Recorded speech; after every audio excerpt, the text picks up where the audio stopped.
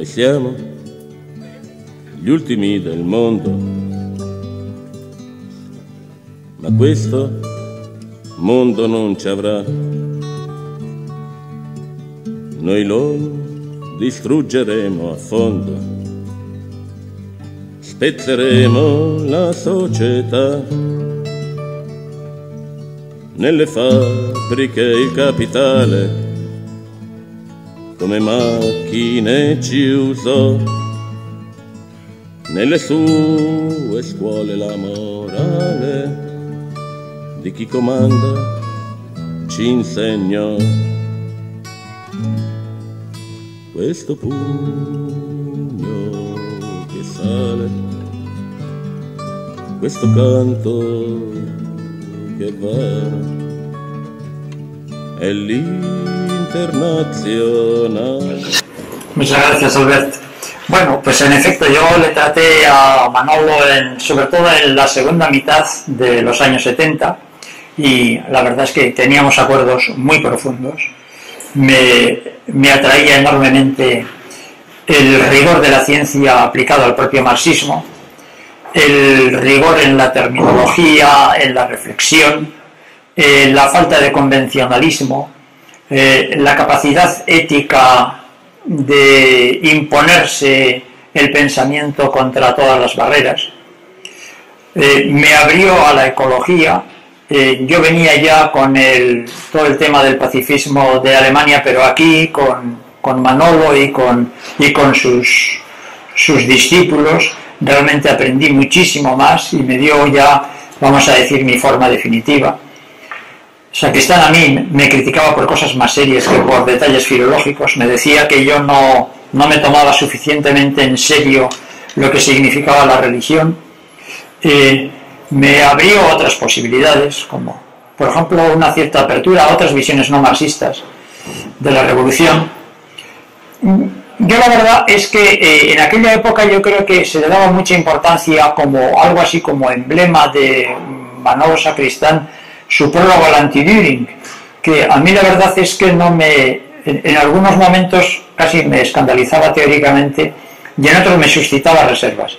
Yo todavía tengo las anotaciones que escribí al margen de alguna página del anti-Düring en un pasaje que sí tiene cierta importancia, y si puedo extenderme un poco, que no sé si lo haré, tal vez os cuente algo de esto, pero decía en su crítica de la obnubilación de la consciencia, que hace que en la conducta humana haya factores no reconocidos o idealizados, creer que la consciencia, estoy citando, pueda ser dueña de sí misma por mero esfuerzo teórico es una actitud idealista ajena al marxismo. La liberación de la consciencia presupone la liberación de la práctica, de las manos. Y yo ponía al margen, solo eso. Yo estaba entrando entonces en la fase de la revolución lingüística y psicoanalítica, estaba entrando en los estudios culturales, me parecía que era una cosa excesivamente monológica, ¿no? Bien, yo realmente sí, a pesar de que tenía esa distancia con algunos presupuestos tradicionales del anti-Düring, claro, Manuel era también algo más viejo que yo, pero vosotros sois mucho más jóvenes que yo, por ejemplo, y sin embargo aquí estoy hablando, ¿no? Pues la verdad es que yo tenía algunas diferencias, ¿no? Pero de todos modos, Manolo, precisamente por ese estilo de pensamiento, por ese estilo ético y riguroso, iba mucho más allá de todo lo que nosotros hemos sido capaces, creo yo, de recoger de él. Yo creo que iba más allá, y es que siempre se pierde algo cuando perdemos a una persona de una dimensión superior a la nuestra, ¿no? Y yo solo me voy a referir, y tal vez ni siquiera a los dos, a dos, porque vamos un poquito tarde de tiempo ya, a dos textos de Manuel Sacristán, que son textos que a mí me parecen tan importantes como marginados. Uno de ellos es el prólogo a la antología que hizo de Ulrike Meinhof, tema terrorismo.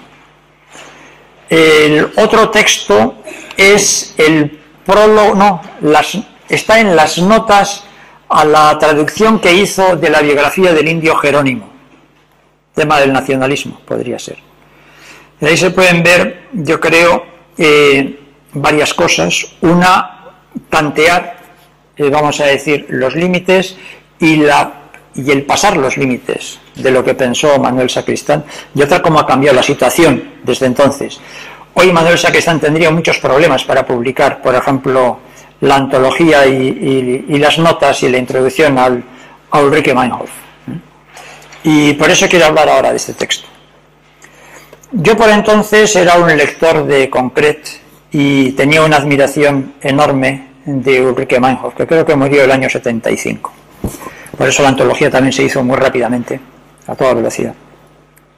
Era un estilo alemán clásico maravilloso, de rigor, de brillantez, de humanidad. Ulrike Meinhof era una persona absolutamente extraordinaria. Yo he discutido sobre la persona de Ulrike Meinhof con Oskar Necht, también izquierdista, de la línea socialdemócrata, que tenía y ha mantenido una incomprensión radical con Ulrike Meinhof y con todos los que de alguna manera tuvieron alguna simpatía con la Rote Armee Fraktion. Sin embargo, yo recuerdo también aquel primer sketch de Alemania en otoño que produjeron varios cineastas alemanes de primera fila. Especialmente me acuerdo del sketch del luego fallecido por su propia mano Fassbinder, en donde se ve otra cosa que las objeciones realmente tajantes y razonables también de Oskar Necht.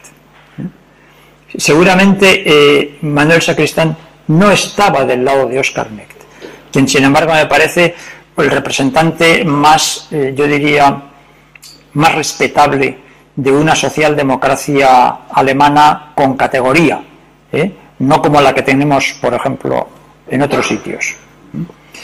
En el análisis que hace Manuel Sacristán, porque es un análisis, él pensaba muy analíticamente, de toda la basura que se había lanzado sobre la figura de Ulrike Meinhof, hay tres puntos que me parecen importantes. La primera, que no fue una desesperada, un desesperado, como dicen en Alemania.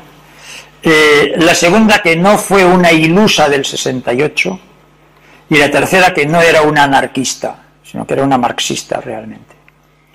El contexto en el que Manuel Sacristán sitúa a Ulrike Meinhof es el decreto contra los radicales de 1972, con Willy Brandt como canciller, las leyes de emergencia, publicadas unos años antes, cuando Willy Brandt era vicecanciller en otro gobierno de coalición socialdemócrata demócrata cristiana, el Willy Brandt, que organizó decisivamente la transición española, por cierto. Una situación en que toda la intelectualidad de derechas alemana estaba sacando la cabeza en la Guerra Fría de debajo de la sospecha de nazismo en que había vivido hasta entonces y proclamaba la Tendenzwende, el giro, la vuelta a la tendencia, quiere decir la vuelta hacia atrás. Y Manolo subraya en esta situación la falta de enlace con una tradición democrática que pudiera dar un peso a lo que fuera la sustancia democrática de la entonces República Federal, la destrucción sistemática por los aliados de todo lo que en la época del nazismo siguió habiendo de resistencia y que pervivió hasta el final, por lo menos en gérmenes. En concreto hay una novela preciosa que he leído todavía hace poco, que es La Mecha, que habla sobre lo que había todavía entre los obreros del Ruhr de conciencia comunista en los últimos años de la guerra. Y con todo eso, una situación que era políticamente de un sombrío y de un desesperado tal, que realmente el tema de la violencia política no lo planteaban los revolucionarios. La violencia política la tenía planteada realmente la clase política alemana y norteamericana. Es interesante cómo termina Manuel Sacristán una de las páginas finales de la introducción con una cita de Ulrike Meinhof. Hoy la política revolucionaria tiene que ser a la vez política y militar. Eso se desprende ya de la estructura del imperialismo, del hecho de que el imperialismo ha de asegurarse su poder de un modo primariamente militar, mediante alianzas militares, intervenciones militares, programas de antiguerrilla y de seguridad interior, que son desarrollo de su aparato de violencia.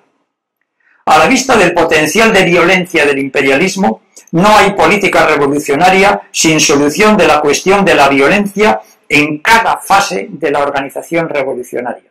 Es una cita. Manuel Sacristán, además de poner esto como cita expresamente, habla de errores de Ulrike Meinhof que él no precisa. Un error que sí insinúa es el error de que una vez que entras en un grupo, él no lo utiliza, pero es la categoría del grupo fusión, el grupo en fusión de Sartre, ¿no? El grupo sobredetermina al individuo que es incapaz ya de actuar contra él o fuera de él. Pero yo creo que hay otro tema crítico en el mismo planteamiento de Sacristán que tendía a hacerle ir en una dirección cercana a la de Ulrike Meinhof, y es el texto que he citado yo, el pasaje que he citado yo del Anti-Düring. Cuando la conciencia es tan importante, la conciencia ética, la conciencia sin ilusiones, la conciencia que ha visto, se genera yo diría un gradiente entre conciencia y mundo exterior, así planteado, que puede ser muy grave, puede ser muy grave. Naturalmente, yo esto lo dejo así porque esto es un tema para discutirlo muy despacio.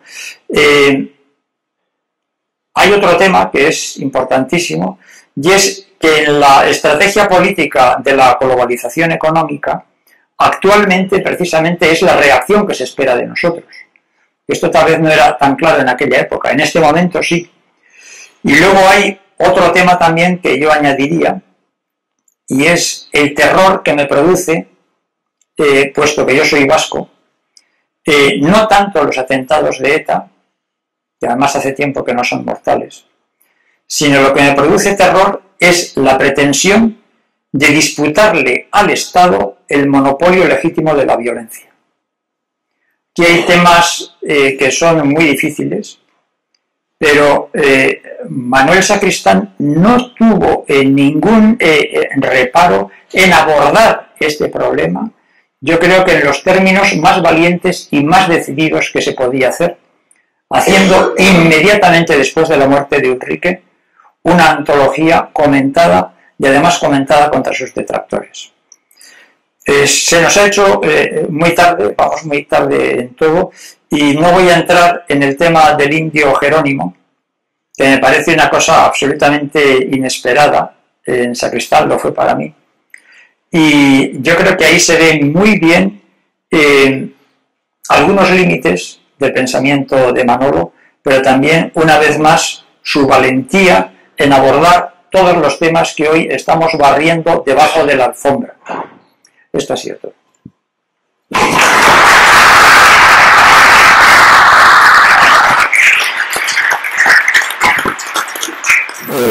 Buenos días. Quería preguntarle a José María Ripalda, después de agradecerle su intervención, porque me quedé intrigado precisamente por la segunda parte de la intervención que iba a desarrollar en relación al prólogo y a las notas que escribió Sacristán en relación a Jerónimo. Es un asunto que tiene para mí bastante interés, puesto que me dedico a la antropología social, y sí me interesaría que en la medida de lo posible, puesto que fue también un asunto aludido ayer en la intervención de Víctor Ríos, que pudiera, si fuera posible, hacer un breve desarrollo de esta cuestión. Muchas gracias. Hombre, para un desarrollo no es el momento, yo lo siento, ¿no? Pero es que andábamos un poquito mal de tiempo, ¿no? Lo que sí es interesante son dos cosas, me parece a mí. Una de ellas es la revisión de la historia sagrada de España, y precisamente con motivo del centenario de las casas. de Bartolomé de las Casas, y con ese motivo hace él su aportación a ese centenario. Ese es un punto. Un segundo punto es la limitación de su punto de vista, puesto que él en el fondo mantiene planteamientos que ya estaban en la revista Laia, ¿no? Que es el tema kantiano, ¿no? Y por tanto también el tema de la alienación. O sea, son temas clásicos. Lo mismo que he dicho que en el Anti-Düring, que tú tienes mucha razón, fue un texto muy importante y muy positivo en precisamente los aspectos que tú has dicho, ¿no? Lo mismo que en el Anti-Düring se supone una cierta continuidad de corte clásico, porque es que además es lo que de donde yo venía, de la cultura alemana, como él, ¿no? Es una continuidad entre razón, conciencia y realidad, que luego en realidad solo puedes, no tenía que haber repetido la palabra, que luego solo puedes, vamos a decir, aflojar de un modo muy incompleto, por ejemplo con el tema de la alienación, ¿no? Entonces eso era un límite a la hora de explicar el tema del indio Jerónimo. Pero por ejemplo, que un indio mezcalero, borracho, que le esté saliendo, como él dice, le esté saliendo el aguardiente por las orejas, ¿no?, tenga derecho a ser y a tener su propia organización, frente a esa concesión de derechos civiles que le niega todos los otros derechos y lo convierte automáticamente en un esclavo sin identidad, ese tema lo tiene claro. Luego ya el tema de sus concepciones, cómo él trata eso de explicarlo teóricamente, es otro asunto.